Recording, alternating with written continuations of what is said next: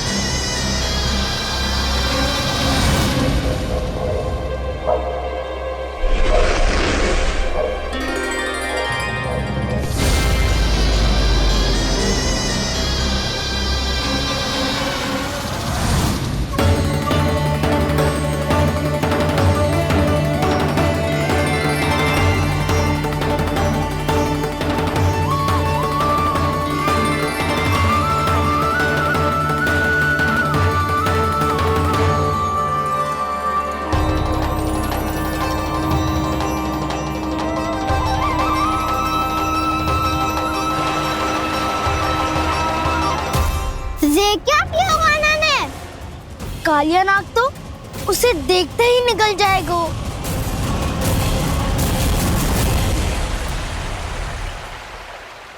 तो आरंभ से अब तक सब कुछ उसकी लीला का ही भाग था।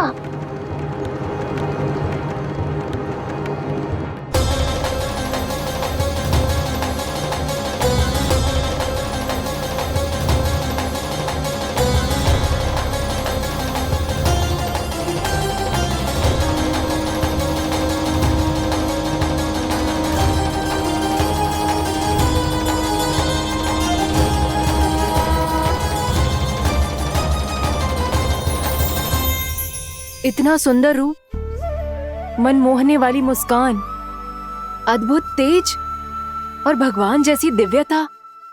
कौन हो तुम? हाँ, तुम्हें देखकर तो हम सब सम्मोहित ही हो गए।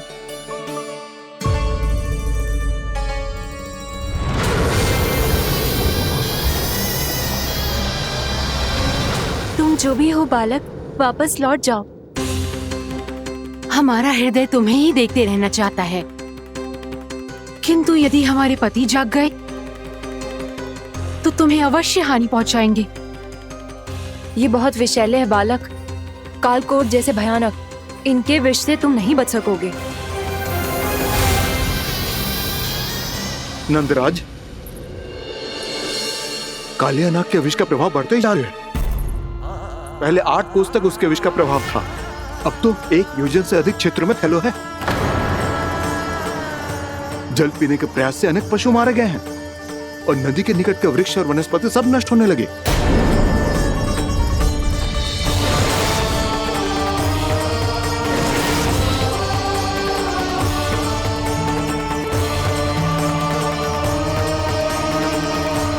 इनके विष की तीव्रता इतनी अधिक है बालक कि इनके संपर्क में आने वाले को तड़पने का भी अवसर नहीं मिलता।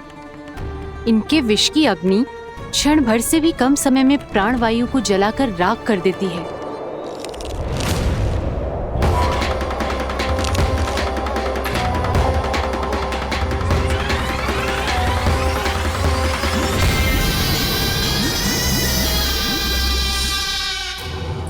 तब तो समस्या और भी गंभीर हो जाएगी।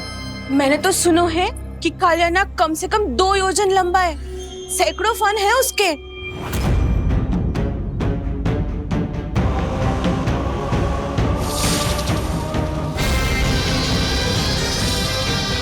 इसका अर्थ तो ये है कि हम दोनों ओर से फंस गए। एक और कंस को 1 कोटि कमल पुष्प देने जो कि कालिया नाग के क्षेत्र में पड़ते हैं, और दूसरी ओर उस कालिया नाग का विष यमुना जी के क्षेत्र में बढ़ता ही जा रहा।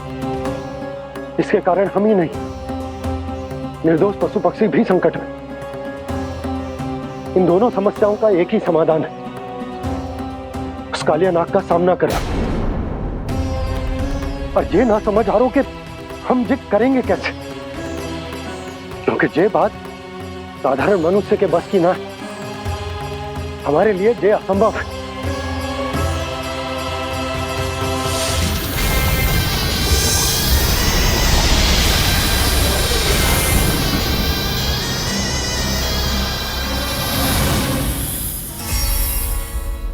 अब तो तुमने अपनी आंखों से भी देख लिया बालक, ये कितने विषैले हैं।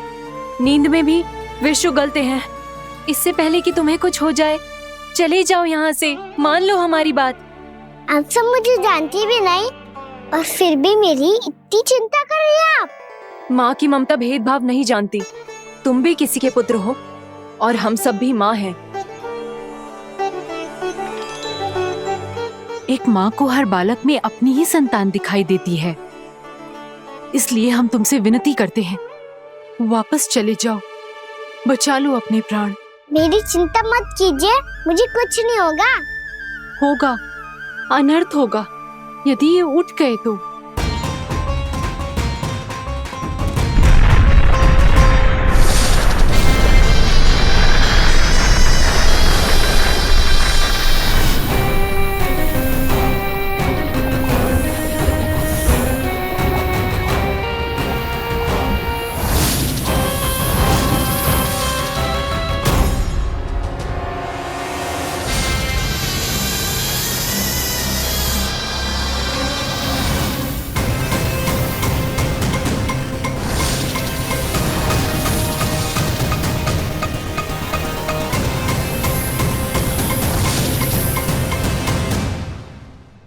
सामने होते हुए भी अपने इश्क को केवल वही देख सकता है जो अपना अभिमान त्याग चुका हो। पर पूर्व जन्म में मेरा भक्त होने के नाते मेरा सत्य स्वरूप देख पाने में मुझे इसकी सहायता करनी चाहिए।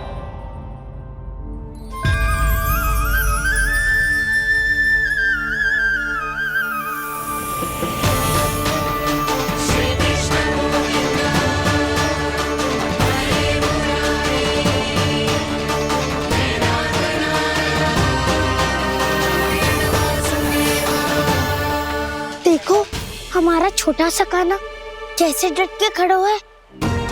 इतने विशालकाय, इतने महाभयंकर सबके सामने।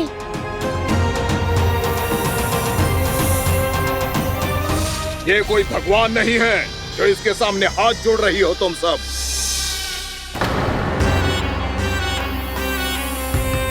एक सामान्य साधारण बालक है ये, जो ये तक नहीं जानता कि इसके सामने है इसका काल, कालिया। तू कौन है बालक? मेरे इतने निकट आकर भी तू जीवित कैसे है? मेरी नहीं, अपनी चिंता करो कालिया। बहुत मनमानी कर ली तुमने। अब बस मैं तुम्हें रोकना हूँ। अब बस मैं तुम्हें रोकना हूँ। मैं तुम्हें रोकना हूँ। बित्ते भर का है तू, मेरे विष के बारे में जानता ही क्या है? और कहता है मुझे रोकने आया है। किससे? किससे रोकना चाहता है तू मुझे? मुझे क्रोध दिलाने की भूल मत कर बालक। अपनी फुंकार से ही तेरी इस मुस्कुराहट को अंतिम मुस्कुराहट बना सकता हूं मैं। शीघ्र बता, कौन है तू और किसने भेजा है तुझे? तुम्हें आवाज भी है कि अपनी पुकारों से तुम कितना विष भूल चुके हो। पवित्र यमुना नदी को कितना दूषित कर दिया तुमने। और यही नहीं, तुम्हारे कारण निकट के जीव जंतुओं, वृक्ष, वनस्पतियों सबको हानि पहुंच रही है। तो क्या? मुझे उससे क्या? मुझे है, मुझे है। आपत्ति है मुझे तुम्हारे इस व्यवहार से, और इसीलिए तुम्हें यहाँ से जाना होगा, यहाँ से जाना होगा।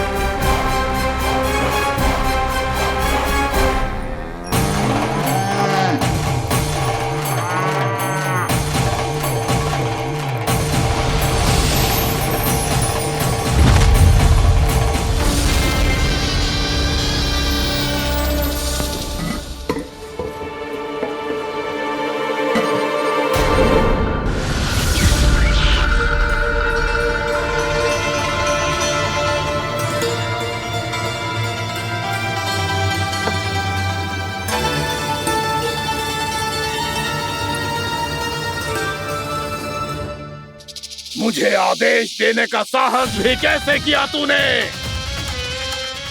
इस क्षेत्र को मैंने अपना राज्य बनाया है, मेरा परिवार रहता है यहाँ, और तू मुझे यहाँ से जाने के लिए कह रहा है? हाँ, क्योंकि तुम्हारे यहाँ रहने के कारण अन्य जीवों को हानि हो रही है और मैं ऐसा नहीं होने दे सकता। मैं तो बस वही कर रहा हूँ जो एक सर्प का स्वभाव है। विष फैलाना स्वाभाविक है मेरे लिए, इसलिए मुझे चुनौती मत दे बालक। चुनौती तो मैं दे चुका हूँ कालिया। अब तो बस तुम्हें स्वीकार करनी है।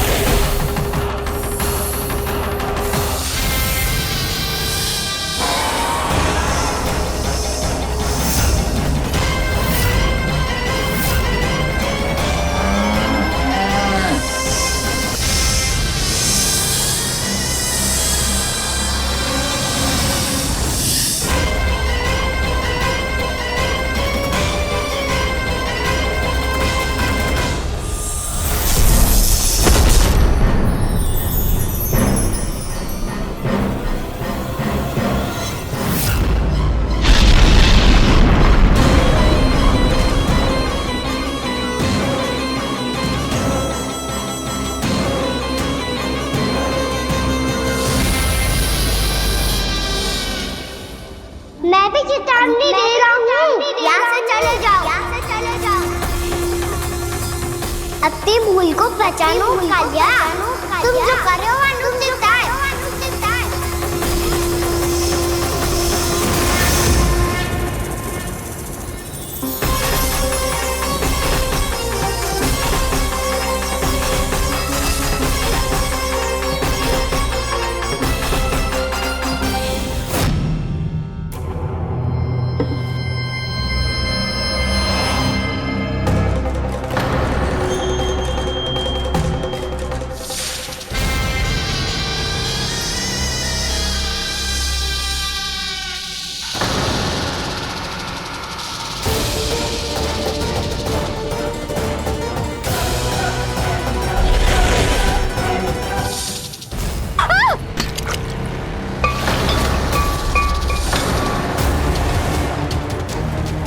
अब मैं आता हूँ। क्या हो गया सुधा? मुझे आवाज हो रहा है जी, कछु ना कछु गड़बड़ है। यशोदा, जो समस्या हमारे सामने है, हम सभी उसका समाधान खोजने में जुटे। तो तुम विश्वास करो, मैं कोई ना कोई समाधान अवश्य ढूंढ लूंगा। हम कैसे भी करके वो कमल के पुष्प उस कंस तक पहुंचा देंगे। नाना, समस्या उससे कहीं अधिक है, उससे कहीं अधिक बड़ी, उससे कहीं अधिक भयानक है।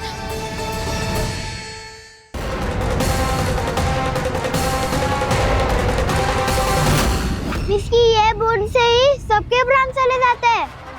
इसने तो विष की धारियां फेंकी है खाना पे।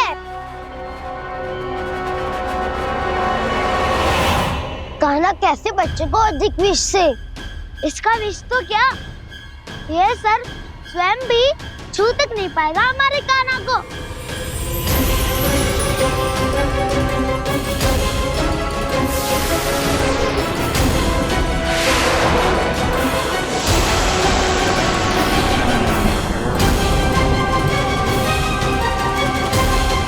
तुम्हारे सखा को, मेरे भाई को कोई हानि नहीं पहुंचा पाएगा। ये कान्हा का सत्य चाहे जो हो बलराम, पर अभी तो जो एक बालक ही है ना। देखो कैसे विष के कारण स्थिर हो गया है।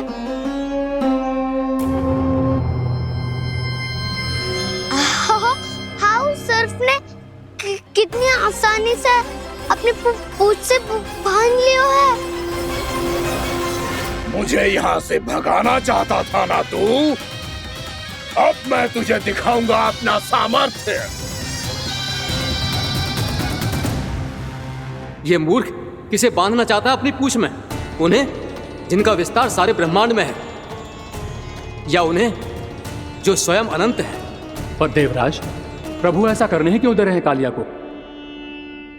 आप सब भूल रहे हैं देवगण।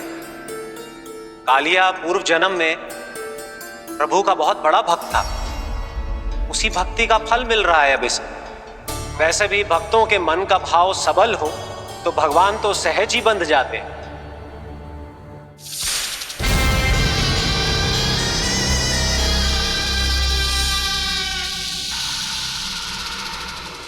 बलराम, तुमने ही तो कही थी कान्हा को कछु ना होगो। देखो दुष्ट ने चारों ओर से जकड़ लियो है।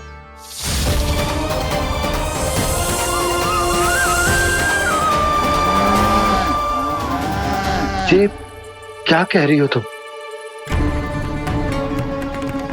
जसोदा जी, क्या हुआ? घबरा क्यों रही हो आप? सुलक्षणा, मुझे आभास हो रहा है कुछ बहुत बड़ी अनहोनी हो गई है। नंदराज, नंदराज, नंदराज!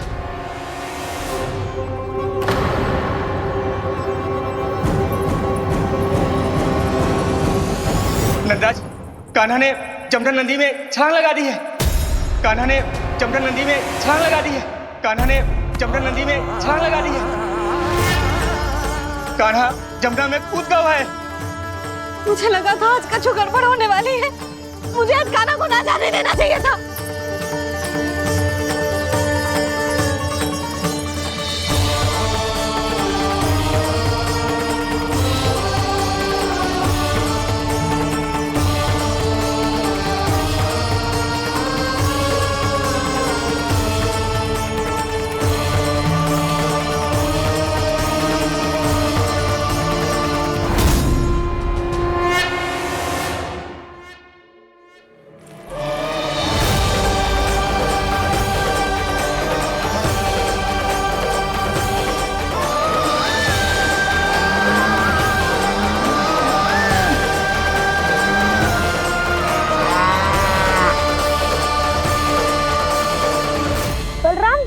करो ना।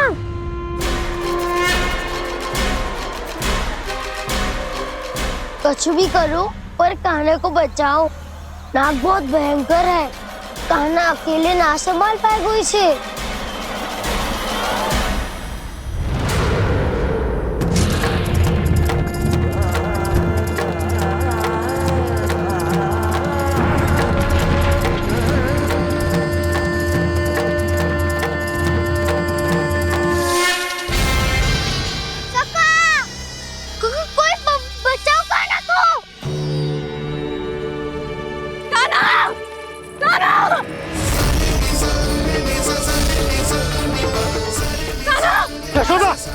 यशोदा रुको। छोड़ दो मुझे, छोड़ दो मुझे। जीजी संभालो, बावली हो गई है।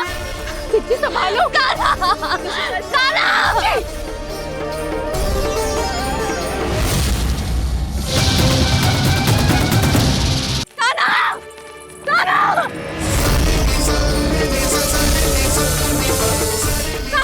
यशोदा, यशोदा रुको। छोड़ दो मुझे, छोड़ दो मुझे। जीजी संभालो, बावली हो गई है। जीजी संभालो। कान्हा, कान्हा। देखो अब कैसे तुम्हारे अस्थियों को तोड़कर छोटे छोटे टुकड़ों में बदल दूंगा मैं।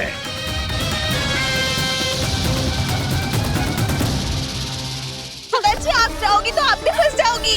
अपने लल्ला के लिए मैं किसी भी संकट का सामना करने के लिए तैयार हूँ। छोड़ो ना यशोदा, हमें कोई और उपाय खोजना पड़ेगा। कोई और उपाय? आप देख ना रही मेरा कान्हा किस दशा में है। कान्हा भैया के वश में नहीं है, नहीं तो ये अपने लल्ला के लिए साक्षात काल का भी सामना कर ले। ये तो केवल कालिया नाग है। हे नागराज, आप मेरे प्राण ले लो पर कान्हा को छोड़ दो। ना नागराज, आप मेरे प्राण ले लो, मैं विरोध भी ना करूंगी। ना नागराज, आप मुझे मार दो पर मेरे कान्हा को छोड़ दो। ना ना ना ना नागराज, मेरे प्राण ले लो, हमारे कान्हा से क्या शत्रुता है आपकी? प्रभु के लिए जो प्रेम यशोदा मैया के हृदय में है वही इन सभी गोपियों के हृदय में भी है।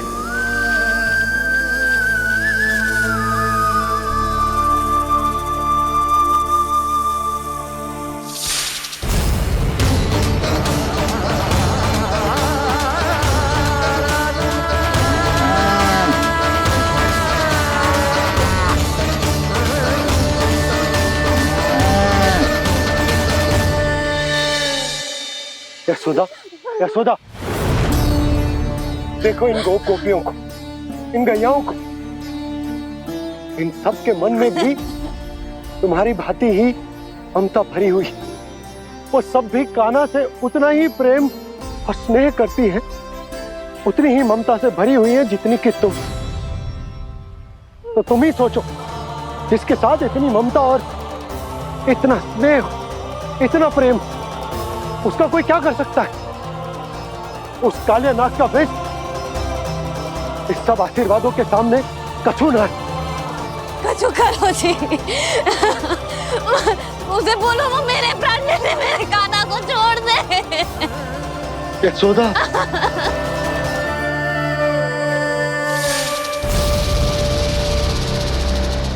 केवल इन्हीं में नहीं देवराज, नाग पत्नियों के हृदय में भी ममता का वही प्रेम उमड़ रहा है। देखिए। मैं आपके हाथ जोड़ती हूँ स्वामी, इस बालक को छोड़ दीजिए। ये अवश्य ही कोई दिव्य आत्मा है स्वामी। हम आपसे विनती करते हैं स्वामी, इस नन्हे बालक को हानि मत पहुंचाइए स्वामी। मेरी पत्नियां मेरे ही शत्रु के लिए विनती कर रही हैं। अब यदि इसके पक्ष में एक शब्द भी कहा तुम सबने, तो मैं इस बालक से पहले तुम सबके प्राण ले लूंगा। हो रहा प्रसन्न नाग कालिया, विजय को निश्चित जान। रोते बिलखते व्याकुल सब, संकट में देख कान्हा के प्राण।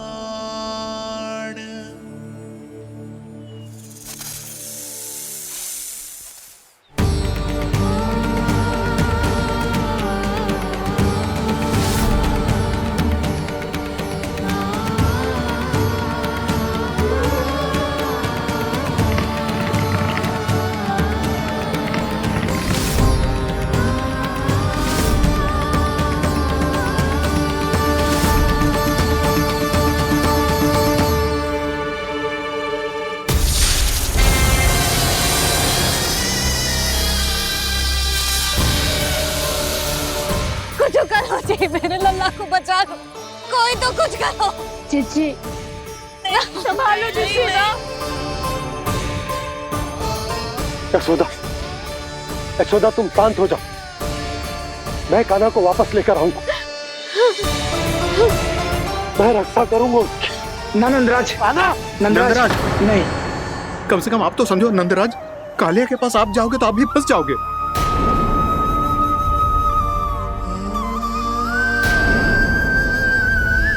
बलराम, तेरा भाई इतनी भीषण संकट में है और तुझे जरा भी दुख ना हो रहा? क्या आप सब अब तक नहीं समझ पाए कि कान्हा सच में कौन है? छोटे बाबा, आप तो उसका सत्य जानते हैं ना?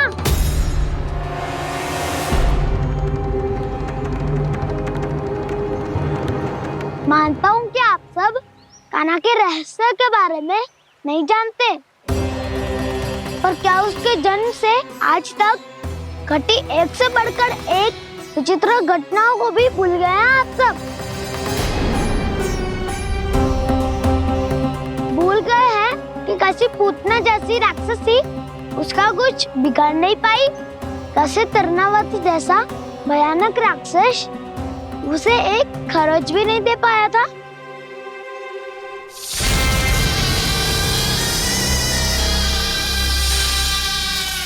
आप सबने अपनी आंखों से देखा था ना, बकासुर से कान्हा की रक्षा करने देवता स्वयं आए थे, पर सत्य तो ये है कि वह सभी देवता भी उस असुर के सामने असमर्थ हो गए थे। तब कान्हा ने बहुत ही आसानी से उस भयंकर असुर का वध किया था। एक ही बार में धराशायी कर दिया था उसे। तो आप सभी सोचिए, बार बार ऐसे असाधारण कार्य करने वाला बालक साधारण कैसे हो सकता है? अब तो आरंभ से ही सारा सत्य जानते हैं छोटे बाबा। रहस्य छुपाने में सदैव कान्हा की सहायता करते आए हैं आप, और आज आप स्वयं ही उसके सत्य को भूल रहे हैं। और तुम सब भी तो जानते हो कान्हा की शक्तियों के बारे में। तो क्या तनिक भी विश्वास ना है अपने सखा पे? बलराम, जे तू क्या कह रहे है? मैंने जो कहा उसका एक एक शब्द सत्य है छोटी माँ। यदि प्रभु की इच्छा हुई तभी कुछ ही क्षणों में सब कुछ अपनी आंखों से स्वयं अनुभव कर लेंगे आप।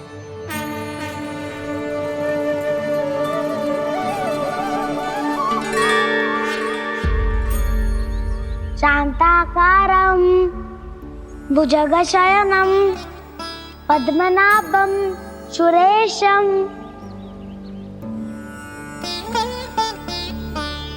विश्वाधारं गगनसदृशं मेघवर्णं शुभांगं लक्ष्मीकान्तं कमलनयनं योगी वीरध्यानगम्यं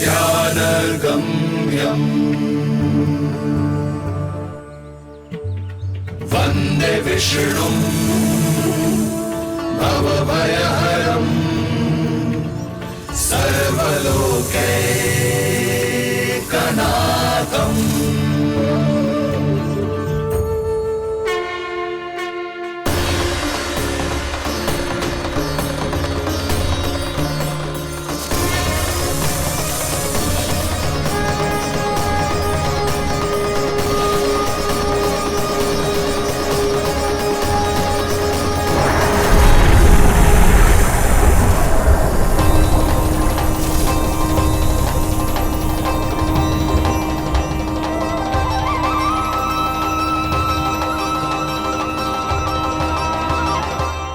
तुझे क्या लगता है बालक कि तू मेरी जकड़ से निकल गया तो अब बच जाएगा तू?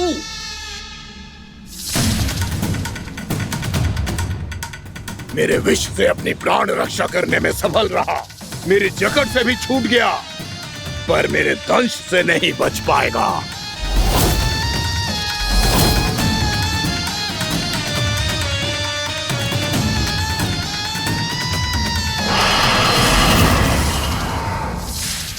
अब भय से भाग रहा है, पर मैं तुझे मृत्यु देकर रहूंगा।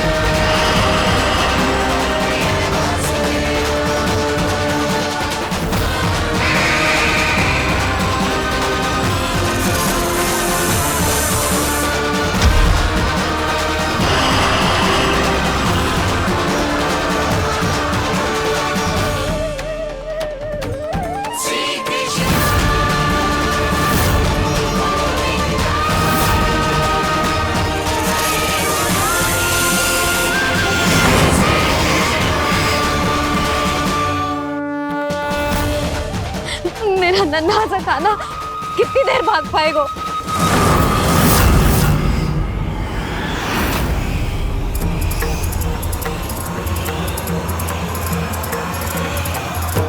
और कितनी प्रतीक्षा करोगे मेरी भक्त कालिया? भक्त नहीं, काल हूँ मैं तेरा। जब अहंकार का मुकुट बुद्धि को ढक लेता है तो भक्त अपने भगवान को भी नहीं पहचान पाता। व्यर्थ की पहेली में मत उलझा बालक। ना मैं भक्त हूँ और ना तू भगवान।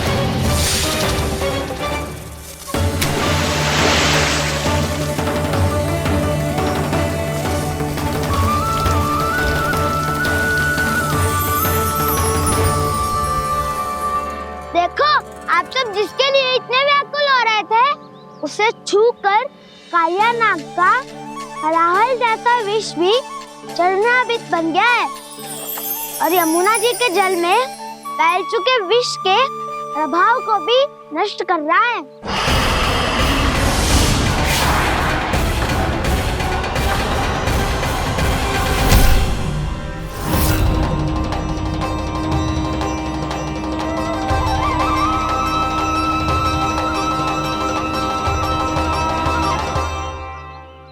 धर्म रक्षक अधर्म विनाशक प्रभु श्री कृष्ण का कौशल सचमुच अद्वितीय है। नारायण नारायण।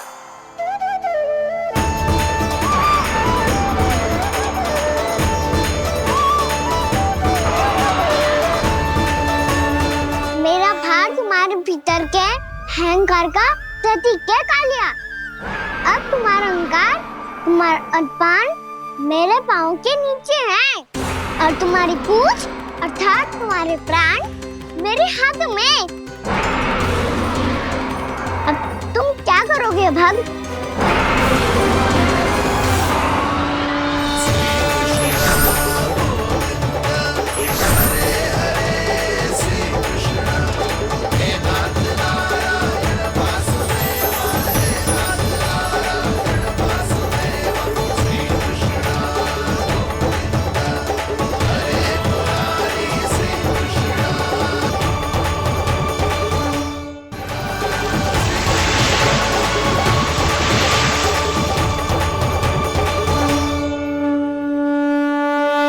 प्रभु, भले ये आपको पहचानने में असमर्थ हो, पर हम सब ने आपको पहचान लिया है। हाँ प्रभु, एक भक्त होने के नाते और एक अर्धांगिनी और माँ होने के नाते मैं आपसे इनके प्राणों की भिक्षा मांगती हूँ। अपनी कृपा दिखाइए और इन्हें क्षमा कर दीजिए। आपके लिए मित्र और शत्रु में कोई अंतर नहीं प्रभु। उसी तरह आपकी कृपा और दंड में भी कोई अंतर नहीं। दोनों दया ही तो हैं, अकारण ही किसी को प्राप्त नहीं होती। हमें विश्वास है कि हमारे पति को मिला ये दंड कोई अभिशाप नहीं है, आपका वरदान है। ये सत्य है प्रभु कि इनसे बहुत से पाप हुए हैं। इनके विष से बहुत सारे जीव जंतु को हानि पहुंची है। पर अब आपके चरण इनके शीश पर पड़ गए हैं। ऐसी कृपा तो बड़े बड़े महान महात्माओं को भी दुर्लभ है, और इन्हें प्राप्त हुआ तो अवश्य ही ये किसी महान पुण्य का ही फल है। हे प्रभु, उन्हीं पुण्य कर्मों की शक्ति का आह्वान कर मैं आपसे विनती करती हूँ, इन्हें प्राणदान दीजिए। मैं अपने इस भक्त को क्षमा अवश्य करूंगी देवियों, यदि ये अपने अहंकार को त्याग कर मुझे पहचान ले तो।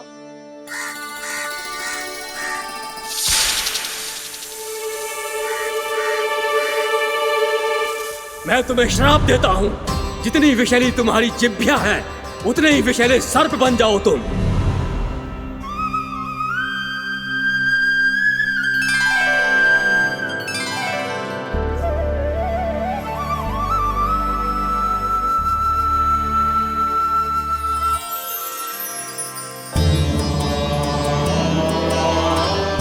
नारायण, मुझे क्षमा कीजिए नारायण।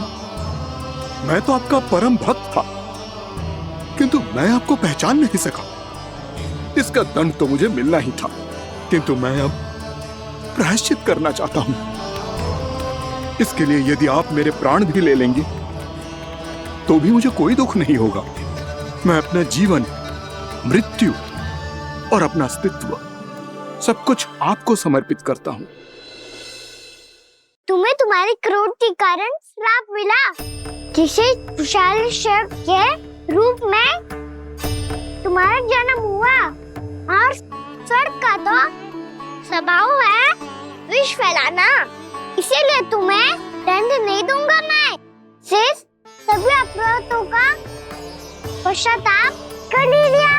इसीलिए मैं तुम्हें क्षमा करता हूँ कालिया।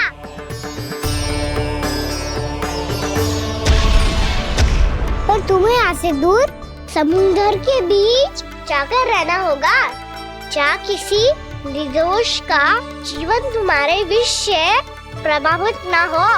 मैं चाहकर भी आपकी इस आज्ञा का पालन नहीं कर सकता। मैं असमर्थ हूँ प्रभु, क्योंकि यदि मैं इस क्षेत्र को छोड़कर गया तो मेरी मृत्यु निश्चित है। आपसे क्या छुपा है प्रभु? आप तो जानते हैं कि सर्प जाति और आपके वाहन गरुड़ के बीच अनंत शत्रुता चल रही है, जिसका प्रारंभ नागों के द्वीप नागालय से हुआ था। उस द्वीप पर छोटे जीवों को निगल जाने के लिए सर्प थे, और गरुड़ को सर्पों का स्वाद बहुत प्रिय था, इसलिए वो बार बार नागद्वीप जाने लगा था। पर इस कारण पूरी सर्प जाति उससे आतंकित हो गई थी। इसलिए जब भी गरुड़ वहां पहुंचता तो सभी सर्प छिपने लगते। जब गरुड़ को इसका आभास हुआ तो उसे बड़ा क्रोध आया, और वो उत्तेजना में भरकर सर्पों का शिकार करने लगा। भूख ना होने पर भी उन्हें मारने लगा। अब सर्पों के प्राण हरना उसके लिए खेल बन गया था। इस भीषण समस्या का समाधान ढूंढने के लिए पूरी सर्प जाति महान सर्प वासुकी के सामने इकट्ठी हुई। हे महान वासुकी, हमारी सहायता कीजिए। नागद्वीप पर गरुड़ ने आतंक मचा दिया है। पहले तो वो हमें अपना भोजन बनाता था, लेकिन अब हम उसके खेल का साधन बन चुके हैं। भूख हो या ना हो, जब तब आकर वो हमारे प्राण हर लेता है। अनुचित हिंसा के इस प्रथा का आरंभ सर्पों ने ही किया है।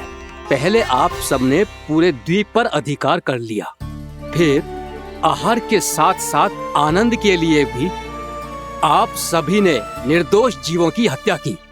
और जब सृष्टि का संतुलन बनाए रखने के लिए गरुड़ आपको अपना आहार बनाने आया, तो आप सब अपने प्राणों की रक्षा के लिए छिपने लगे। तो फिर गरुड़ का उत्तेजित होना तो स्वाभाविक ही था। नागनाथ, जो हमने अन्य जीवों के साथ किया वही अब हमारे साथ हो रहा है, परंतु ये भी तो सृष्टि के संतुलन के विरुद्ध ही है ना? अवश्य है, इसलिए मैं गरुड़ से चर्चा करूंगा। धन्यवाद प्रभु।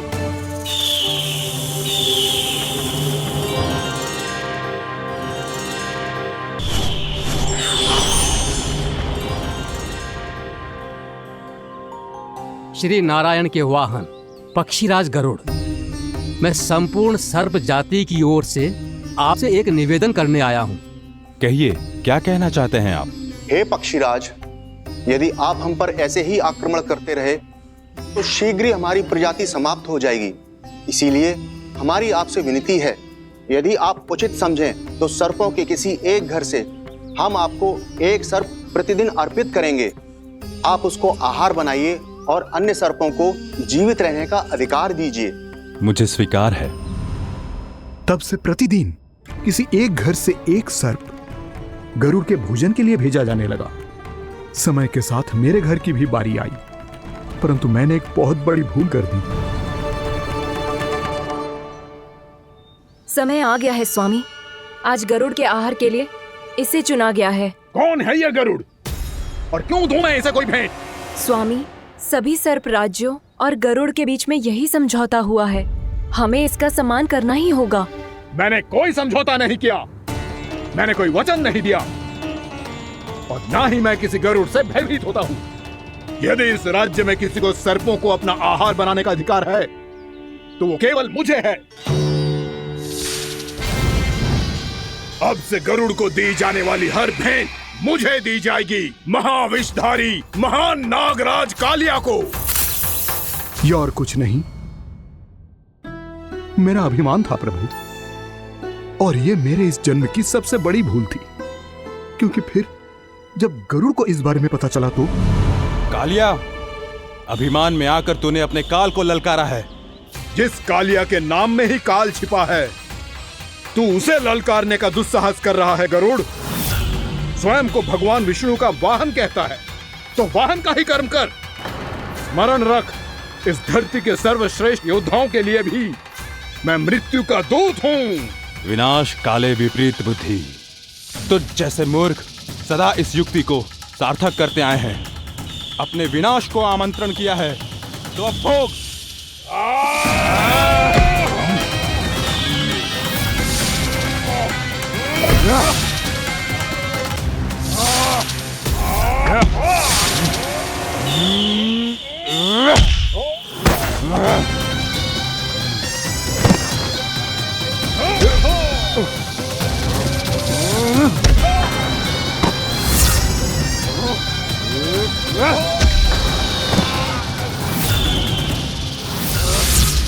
जिसने मेरा भोजन चुराने की धृष्टता की है वो इसी योग्य है। तू मुझे जानता नहीं है गरुड़, मैं महाविषधारी नाग कालिया हूँ। तेरा इतना दुस्साहस कि तूने मुझ पर चरण से प्रहार किया।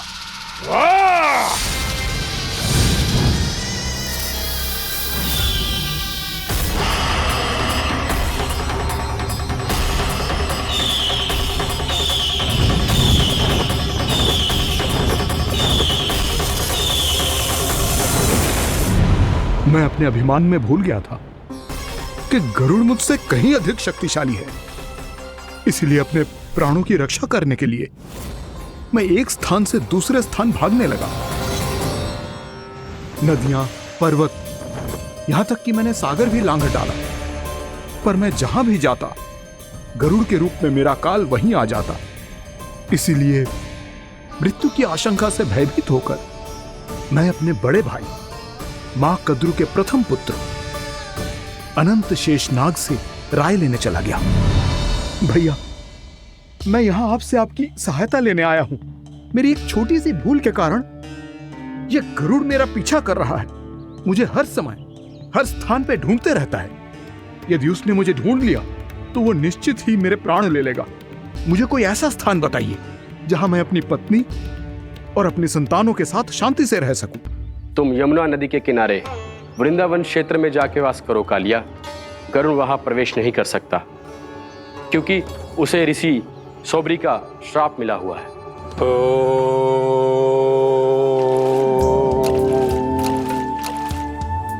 ध्यान और तपस्या का नित्य कर्म करते हुए ऋषि के मन में मछलियों के प्रति प्रेम भाव इतना बढ़ गया कि वो भूल गए सभी जीव खाद्य श्रृंखला का भाग होते हैं और मछलियां भी इस नियम की अपवाद नहीं है। उन्हें मछलियों की अटखेली इतनी अच्छी लगने लगी कि वो इस क्षेत्र के मछुआरों को भी मछली पकड़ने की अनुमति नहीं देते थे।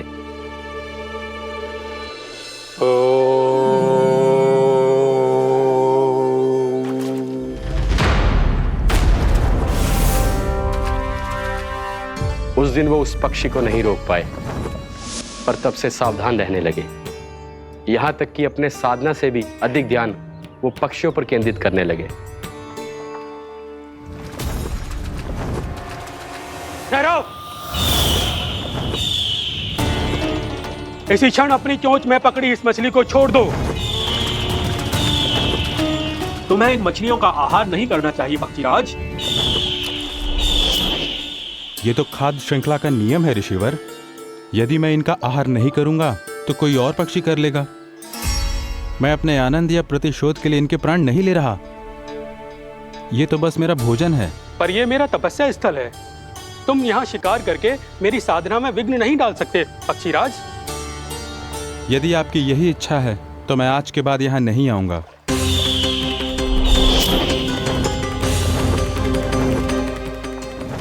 पर आज ये मछली मेरे आहार के रूप में पकड़ी जा चुकी है। मैं वचन देता हूँ ऋषिवर, इस स्थान पर यह मेरा अंतिम शिकार होगा।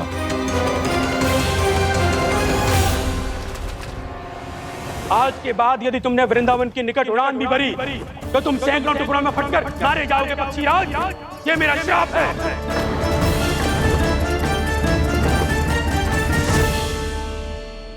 और इसीलिए भैया शेषनाग के सुझाव के अनुसार मैं यहां आ गया। पर अब यदि मैं कहीं और जाऊंगा तो मेरे प्राण नहीं बचेंगे प्रभु। डिस्टेंट रहो कालिया। अब से गरुड़ तुम्हें कोई हानि नहीं पहुंचाएगा। अब तुम्हारे फनों पर मेरी पक्षिंग बन गए कालिया। इसीलिए अब से तुम्हें गरुड़ से कोई भय नहीं होगा। निश्चिंत होकर अपने परिवार के साथ गहरे समुद्र में चले जाओ और सुख से शांति से निवास करो। पर ध्यान रहे निर्दोष जीवों को हानि ना पहुंचे। आपने मुझे जीवन दान दे दिया प्रभु। इस उपकार से मैं कृतज्ञ हूँ प्रभु। आदेश दीजिए, मैं आपकी सेवा कैसे करूं?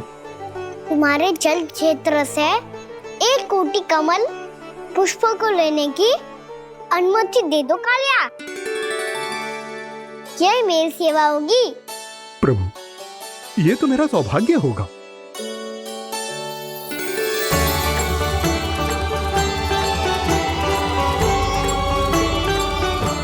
एक कोटि के स्थान पर हम 3 कोटि कमल पुष्प ले आए प्रभु। मैं तुम्हारी सेवा भाव से प्रसन्न हुआ कालिया। रमनक द्वीप पर चले जाओ ताकि तुम्हारे कारण फिर कभी किसी निर्दोष जीव को हानि ना पहुंचे और न ही तुम्हारा विष मेरे प्रिय यमुना नदी के जल को दूषित कर पाए। मैं तुम्हें आशीर्वाद देता हूँ। आज यहाँ मेरे द्वारा तुम्हें दिए गए इस आदेश का स्मरण जो भी भक्त करेगा और प्रातः काल और संध्या काल में इसका उच्चारण करेगा, उसे फिर कभी किसी संकट से कोई भय नहीं होगा।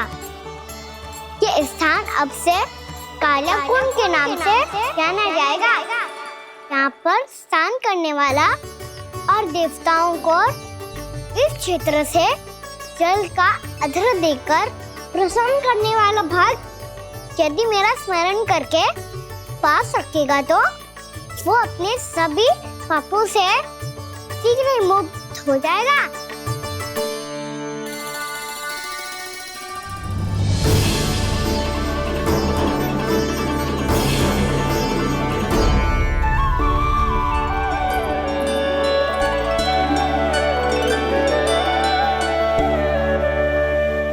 कौन है जी भगवान जिसने अभी अभी कालिया जैसे विशाल विस्तर का सामना किया? क्या एक साधारण बालक जो शीत की अधिकता से ठिठुर रहा है? क्या करूं? मैं लल्ला को ममता के आंचल में छुपा लूं या भक्त बनकर प्रभु की लीला देखती रहूं? क्या करूं मैं? कितना ठंडा था जल, बहुत सर्दी लग रही है। सर्दी से तड़पते हुए कैसे देखूं इसे? अभी जाके अपने पल्लू से सुखाती हूँ। हृदय से लगा के स्नेह की आंच दूंगी तो सर्दी पल भर में छूमंतर हो जाएगी।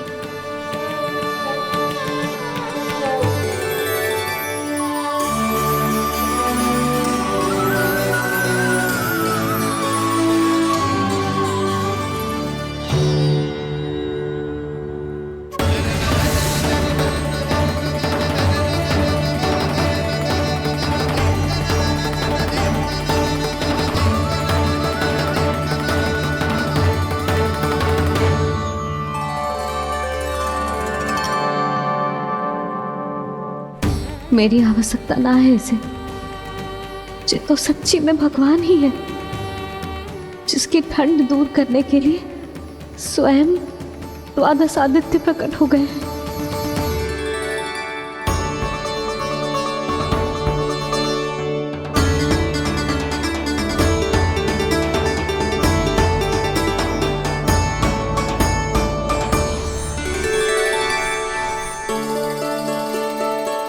ये क्या किया आपने?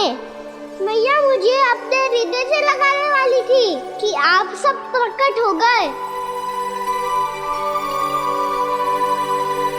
क्षमा कीजिए प्रभु, पर आपको भीगा हुआ देखकर, ठंड से ठिठुरता हुआ देखकर हमसे रहा नहीं गया। हम अपने वश में नहीं थे प्रभु। भक्ति से भावुक होकर हम प्रकट होने पर विवश हो गए थे। हमारी किरणें जैसे स्वयं ही फूट पड़ी और दौड़ पड़ी आपको सुखाने के लिए।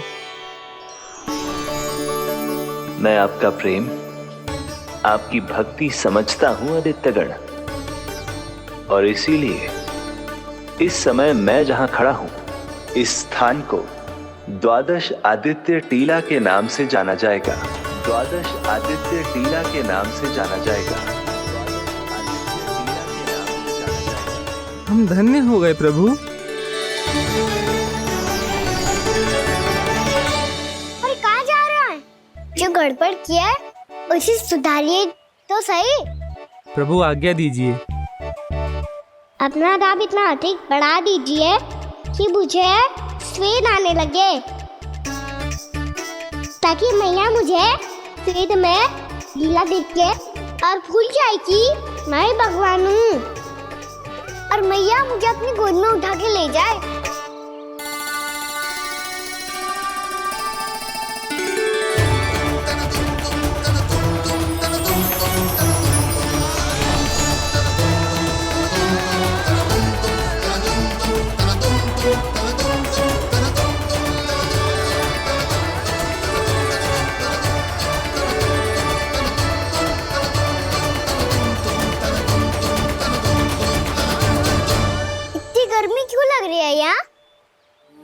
श्वेत की एक बूंद भी आती थी तो मैं अपना आंचल लेकर पहुंच जाती थी इसके पास।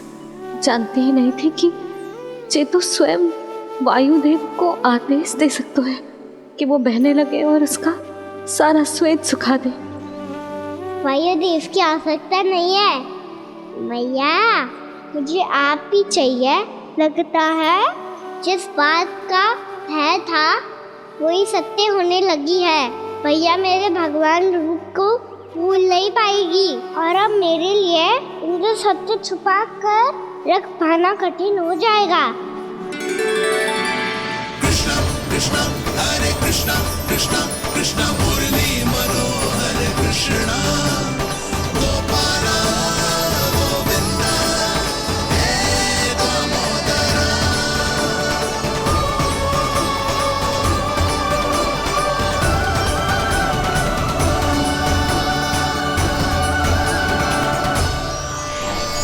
प्रभु, आपके श्वेत से बने इस प्रसंगदान सरोवर का प्रणाम स्वीकार कीजिए।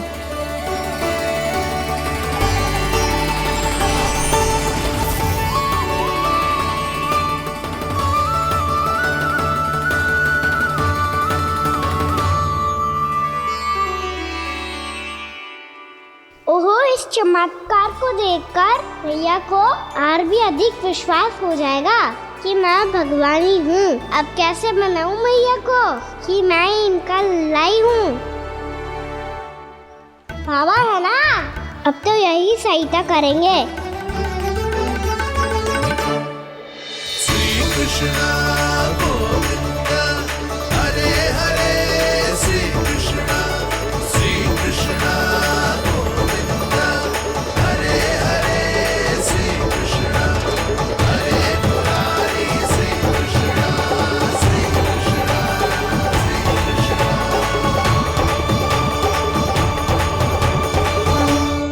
बाबा एक कोटि ना, मैंने तो 3 कोटि कमल पुष्पों का प्रबंध कर दिया है और चिंता करने की आवश्यकता ना है। 1 कोटि कमल के स्थान पर 3 कोटि कमल पुष्प मिल गए हैं। हाँ कान्हा, मैं उचित संदेश के साथ ये सारे पुष्प उस कंस के पास भिजवाता हूँ। महाप्रक्रमी कान्हा की जय। वृंदावन रक्षक कान्हा की जय। महाप्रक्रमी कान्हा की जय।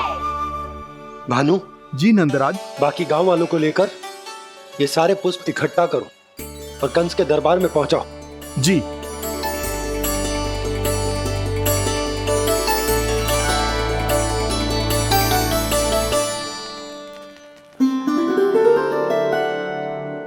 मैया, कौन हो तुम? मुझे पता था मैया, जब आपको सत्य पता चलेगा तो आप मुझे मैया की तरह स्नेह ना कर पाओगी, इसीलिए आज तक सत्य छुपाता आया हूँ, ताकि आपकी ममता, आपका प्रेम अनुभव करने का अवसर मिलता हुआ है मुझे। और फिर आज को बताया था ना, जो रहस्य तुमने बरसों तक छिपाया था, उसका भेद खुलने में तुम्हारा ही योगदान है। मुझे कालिया के शीश पर अपने पद चिन्ह रखकर उसे मुक्त कराना था दाऊ, वचन दिया था मैंने उसे। इसके अतिरिक्त निर्दोष पशु पक्षियों के जीवन को कालिया के विष से ही बचाना था मुझे। इसमें कंस को तो सम्मिलित करना ही था, ताकि जब मैं कालिया का सामना कर रहा हूँ तो वो किसी और असुर को समस्या बनाकर वृंदावन ना भेज दे। पर इस सबसे बड़ा एक कारण और था दाऊ, मैं चाहता था कि मैया को सत्य पता चल जाए। पर क्यों कहा ना? क्योंकि मुझे लगने लगा था कि मैया से ये रहस्य छुपाकर इनके साथ धोखा कर रहा हूँ। अपराध बोध से दबा जा रहा था मैं।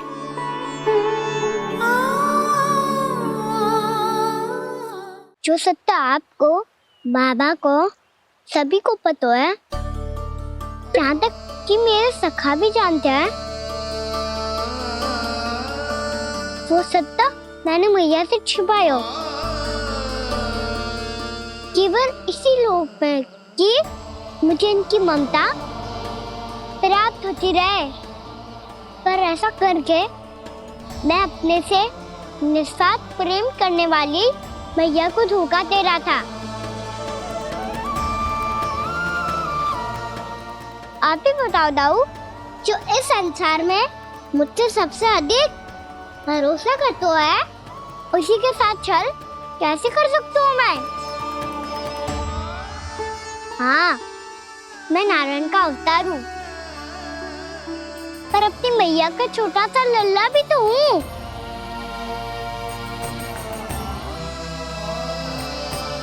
इसीलिए तो यमुना जी में छलांग लगाने का एक कारण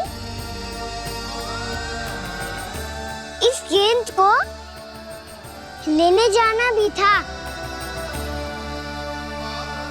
ने स्नेह से बनाई थी मैया ने गेंद, इसे अपने से दूर कैसे होने देता मैं? आपको आभास भी ना है मैया कि आप मेरे लिए कितने महत्वपूर्ण हो। ये सत्य है कि सभी देवता, प्रकृति, भक्त, ये सब है मेरा ध्यान रखने के लिए, मेरी सेवा करने के लिए। पर क्या इनमें से कोई भी मेरी मैया का स्थान ले सकता है? और आप भी तो यही चाहती थी कि मैं आपका लल्ला बन के आऊं, कि मैं आपका लल्ला बन के आऊं, कि मैं आपका लल्ला बन के आऊं। आज जैसे आपने मुझे अपनी गोद में लिटा रखा है, क्या कुछ ऐसा नहीं हो सकता कि शीघ्र ही मुझे आपको अपनी गोद में खिलाने का अवसर मिल जाए? मैया, नारायण का अवतार होना क्या इतनी बड़ी समस्या है कि आप हृदय से भी राह लगा सकते? मैया,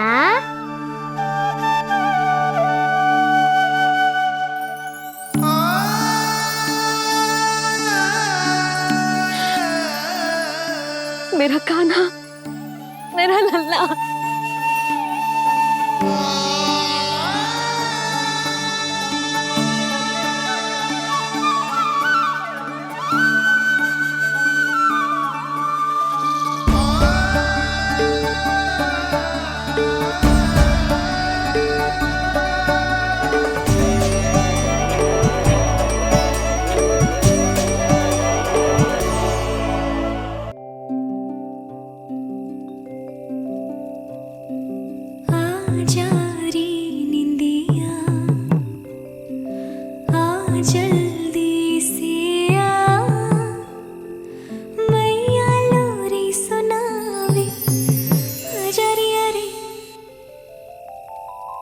कूदी का पलना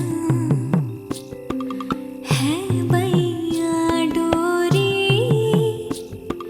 झूले उसमें कान्हा रे, आजा रे अरे तुझसे है पूरन दुनिया मोरी, लल्ला तो मेरा मैया मैं तोरी, आजा रे अरे रू रू रू रू रू रू रू रू रू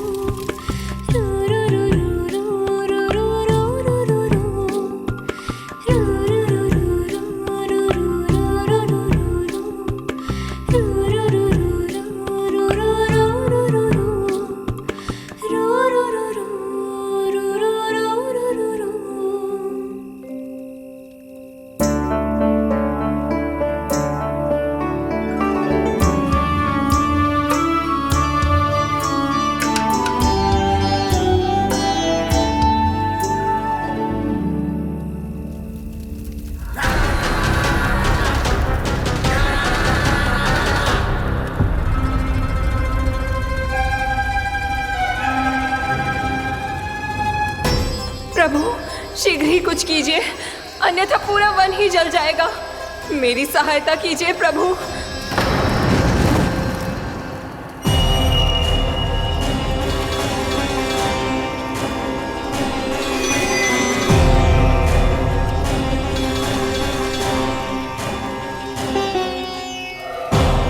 आज कोई नहीं रोक सकता मुझे। आज इस वन का एक एक दिन का जला डालूंगा। मुझे भूल गए दावानल, मैं तुम्हें ऐसा करने की आज्ञा नहीं दूंगा।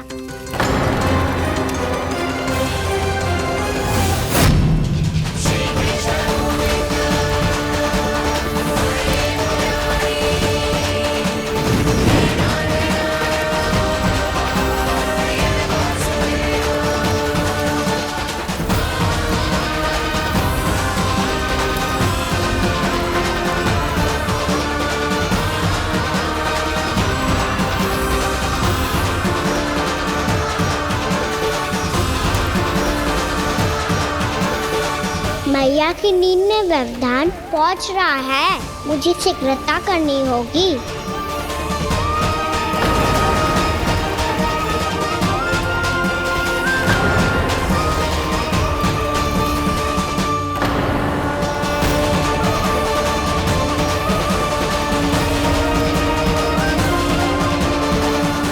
कुछ ही समय पहले बुझती हुई चिंगारी से घबरा गया था, अब इतने विशाल दावानल को निगल गया। फिर से गड़बड़ कर दी कान्हा ने। समझाया था कोई लीला मत करना, तुम्हारी समस्या और बढ़ जाएगी।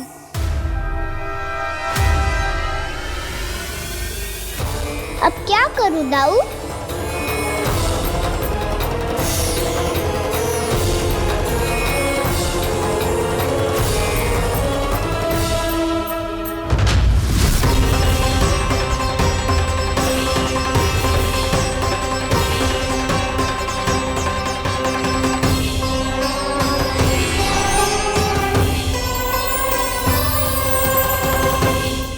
जब जब मैं इसे अपने लल्ला के रूप में देखने का प्रयास करती हूँ, मुझे प्रभु दिखते हैं।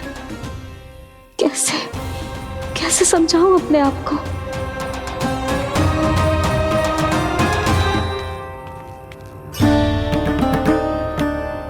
मैया मुझे पता है आपने कहा था अग्नि के साथ मत ही खेलना, पर अग्नि फैल रही थी। मुझे कछु ना कछु तो करना ही था मैया। क्यों प्रभु, क्यों छीन रहे हो एक मैया से उसकी ममता? मैं आपकी भक्त अवश्य हूँ, पर उसके साथ साथ आपकी मैया भी बने रहना चाहती हूँ। आपको एक मैया बनकर दुलारना चाहती हूँ, फटकारना चाहती हूँ, डांटना चाहती हूँ। तो फिर डांटो ना मैया, फटकार लगाओ, मुझे दंड दो। कैसे कान्हा? तुझे देखते ही मुझे अपने भगवान दिखाई देने लगते हैं। मेरे मन में तेरे प्रति भक्ति के भाव जाग रहे हैं। मैया ऐसा मत ही करो ना। देखो, मैं वही कान्हा हूँ जिसे आप लोरी सुना के सुलाती थी। वही कान्हा हूँ जिसे अपने हाथों से माखन खिलाती थी। मैं वही कान्हा हूँ भैया जो भूल करता था तो आपकी डांट भी खाता था और आपसे दंड भी पाता था।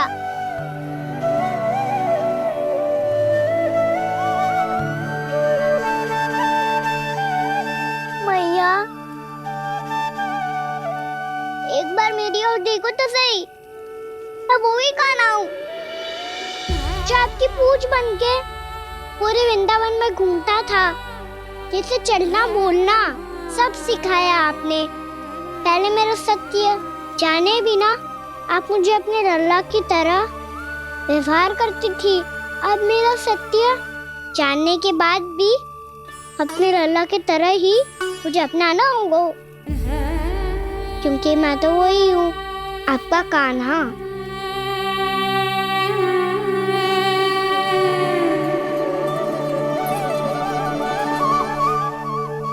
इतना प्यार करते हो तुम मुझसे? जब मैं तेरे भीतर भगवान का रूप देखती हूँ तो मैं भयभीत हो जाती हूँ कान्हा। ये सोच के कि तू मुझे छोड़ के तो ना चला जाएगा। कहीं गया भी तो सदैव आपके हृदय में ही रहूंगा। वही तो है मेरा असली निवास।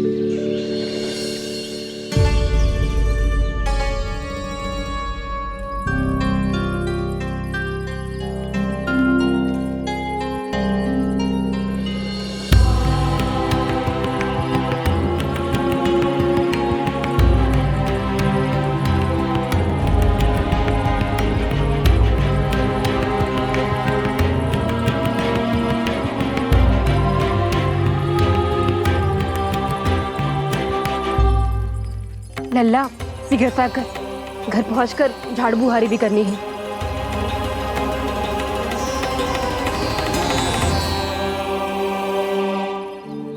का होगा? ये सब ठहर क्यों गए? ये सब क्या होगा?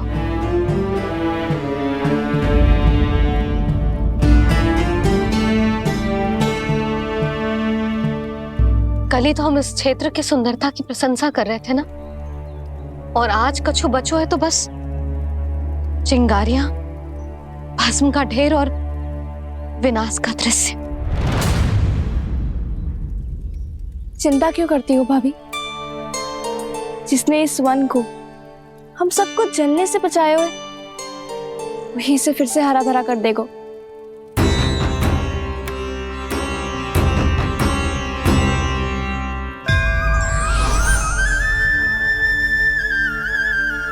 नंदराज, इस समय घर जाना सुरक्षित होगो?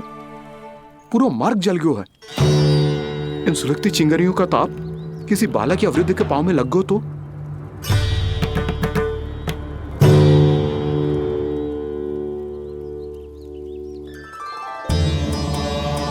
चिंता की कोई बात नहीं है बाबा, हम सब महर्षि गर्ग के आश्रम में जा सकते हैं। वहाँ सारी व्यवस्था हो जाएगी, कोई यहाँ से देख दूर भी नहीं है।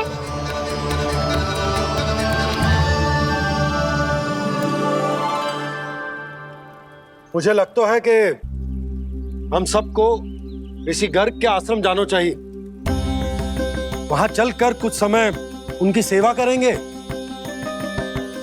और जैसे ही अग्नि शांत हो जाएगी और वृंदावन जाने को मार्ग सुरक्षित हो जाएगा, हम सब वापस लौट चलेंगे। अच्छा विचार है। वही महर्षि गर्ग जिन्होंने मेरा नामकरण करा था।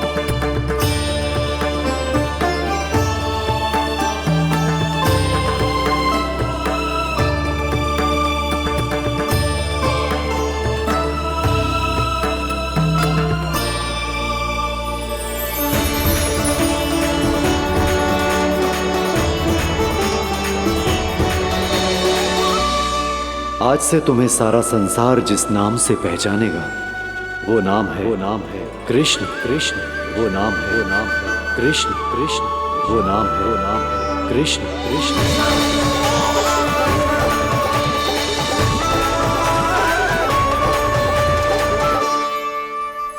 प्रणाम ऋषिवर।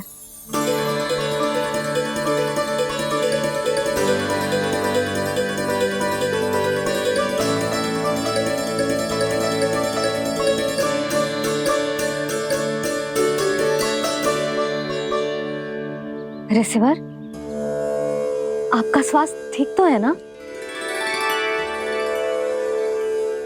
महर्षि को संभालो कान्हा, नहीं तो ये साष्टांग प्रणाम कर देंगे तुम्हें। और तब छोटी बा को तुम्हारे भगवान होने की स्मृति फिर से आ जाएगी।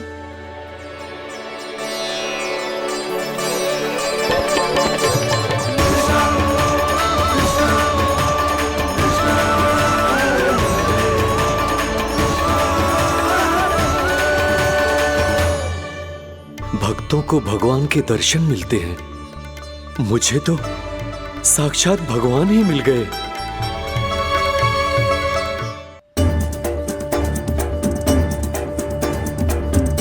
इस समय मैं भगवान नहीं, बस आपका शिष्य हूँ ऋषिवर। स्मरण रखिए, भगवान अपने भक्त के घर नहीं आए।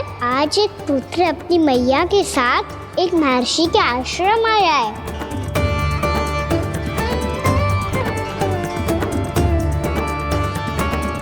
देखो तू इसे, ऐसे हृदय से लग रहा है जैसे कितने अच्छे से जानता हूँ। जानता हूँ मैया, बाबा ने कितनी बार बताया हो इनके बारे में कि कैसे मेरा नामकरण करा था, इसीलिए तो इतने विशेष है ये मेरे लिए।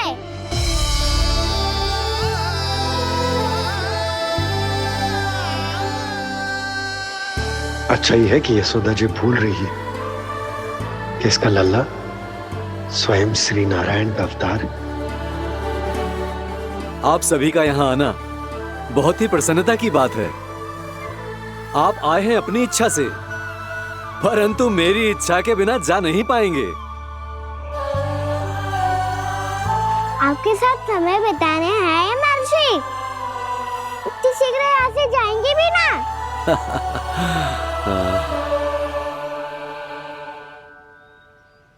है कान्हा के मस्तिष्क में कोई योजना है।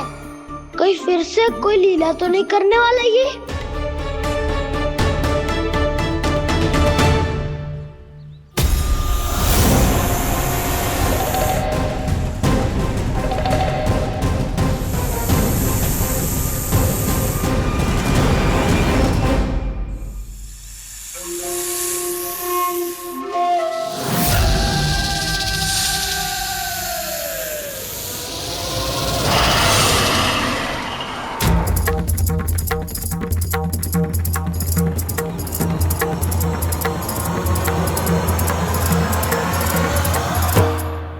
क्या बात है कान्हा?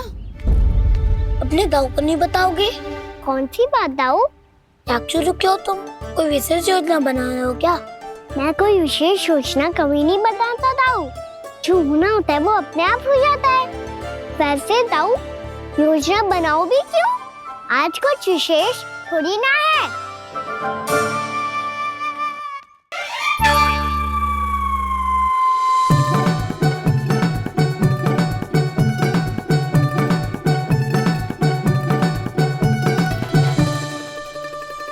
अच्छा, तो मेरा जन्मदिन इसके लिए विशेष अवसर नहीं है, या फिर इसे स्मरण ही नहीं है कि आज मेरा जन्मदिन है।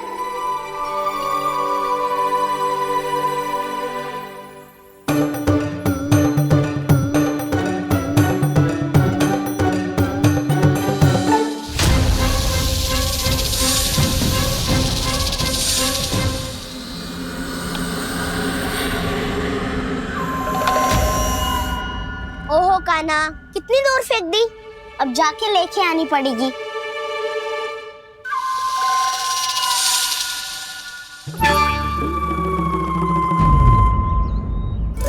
बलराम, वहाँ खड़े क्या हो? आओ गिल्ली लेके आते हैं।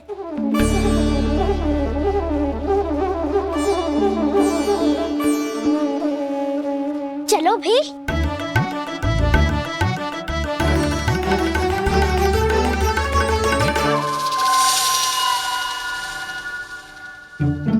अब मेरी बारी है। नहीं नहीं, अब मैं खेलूंगा। क्या हुआ दाऊ, क्या देख रही हो? ऐसा लगा कि जैसे कोई था यहाँ। वरना दाऊ कोई ना कोई तो जीव जंतु होगा ही। छोड़ो ना, अब आपकी बारी। मार गिल्ली बल लगा के। हाँ हाँ, बलराम को खेलने दो, अभी अभी आया ना।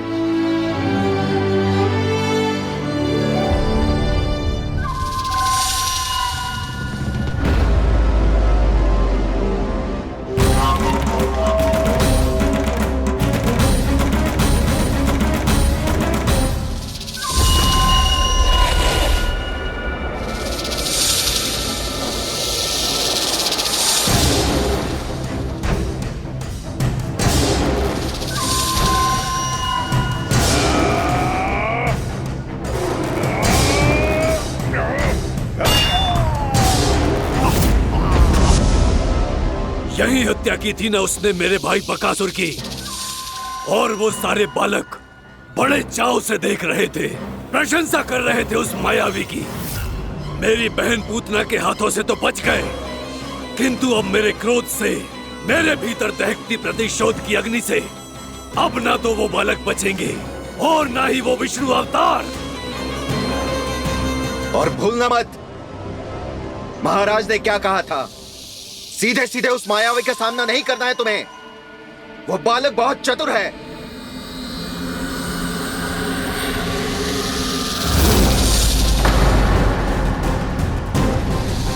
पर है तो एक बालक ही, और एक नन्हा सा बालक क्या हानि